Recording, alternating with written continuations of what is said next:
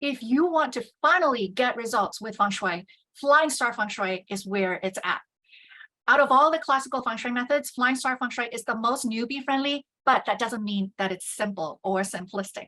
And in this video series, I'm going to give you a little bit of preview in terms of how Flying Star Feng Shui works in terms of application. If I'm new to you, my name is Sabrina Kadri, and I'm the founder of Feng Shui and Prosper. And in the past 15 years, I've been a consultant, teacher, and trainer, and I've worked with hundreds and thousands of students and clients all over the world to help them implement real Feng Shui the way it was meant to be practiced from like hundreds and thousands of years ago, so that they can finally see real results. Now, this is a video in a whole series of videos, so make sure you watch all of them. But if you want to watch all in one go to my link in bio. I combine all the video in the series so that you can just binge and watch everything all in one sitting. But for now, let's talk about Flying Star Feng Shui. What I love about Flying Star Feng Shui is that it's all mathematical, it's all calculation. You don't need to be spiritual or psychic in order to do Feng Shui. And Flying Star Feng Shui really is a series of mathematical formulas. There are three main things you need to get right when it comes to Flying Star Feng Shui. The first thing is the facing. And by this, I mean finding the most yang side of your home or your building and taking an actual compass reading from there. And if you guys are familiar with compasses, there's 360 degrees of the compass. And in Flying Star Feng Shui, the compass is divided into 24 smaller directions. That is called the 24 mountains. And I'm going to cover that in a separate video after this one. Watch the video series, okay? But the next ingredient that is really important in Flying Star Feng Shui is the Feng Shui period. And this is where time is concerned. In Flying Star Feng Shui, all the years are divided into 20 Feng Shui periods. So the period that we are currently in, which is called period 8, started in 2004 and is going to end on February 2024. And once you have the compass reading, which is the facing of the home, and once we know the Feng Shui period of your home or your unit, not your building, but your unit, which is the time, you combine that with your layout, which is space. So Flying Star Feng Shui is a study of compass direction and time and space combined in a mathematical format in order for us to know what is the actual energy in each direction of a house or a building.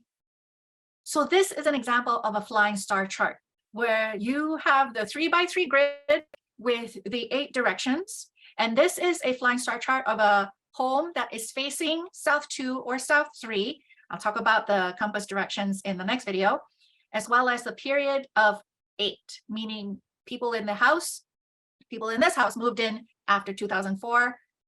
And so this is the permanent energy chart. Now, the next step, now that we have the permanent energy chart, is to take the layout and have the energies superimposed onto the layout. And that's when we know the energies in every room, every direction. And then we can figure out what are the elements. Now, you see these numbers over here. If you've been watching my previous video series, these numbers have their own elements, right? So when it comes to what elements you actually need in the Southeast, for instance, 3 is a wood and 4 is a wood. Do we actually want to activate more of the wood energy here? It really depends on the people who are living in that house.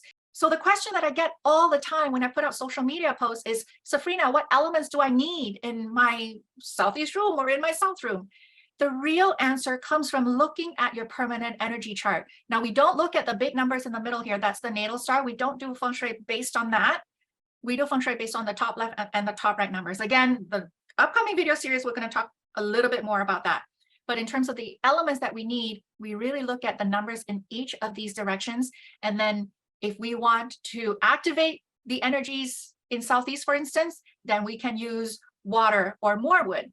If we want to remedy the energies, the 2 and the 5, which are earth elements, and we want to weaken it because this energy is actually the energy of money loss as well as illness, then we use the element of metal.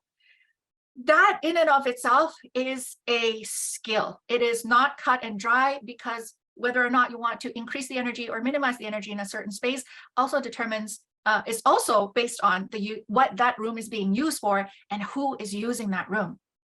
So the reason why classical Feng Shui is not as prevalent in social media or in mainstream media is because it's not one size fits all. it's quite complicated. There's many layers of things that many factors, many elements that you need to look at before you even determine, okay, this room needs this element, that room needs this color. So in the next few videos, we're going to be talking about the compass facing, the Feng Shui period, as well as the elements and all the good stuff that gives you a peep into the world of Flying Star Feng Shui. Again, this is part of a 15 video series. So if you want to learn a crash course on what is classical Feng Shui, and specifically we focus on Flying Star Feng Shui, which is one of the classical methods, then make sure you catch all of them. But if you want to watch the full 15 video series all in one presentation, one training for you, again, it's in my link in bio, and you can go there for that.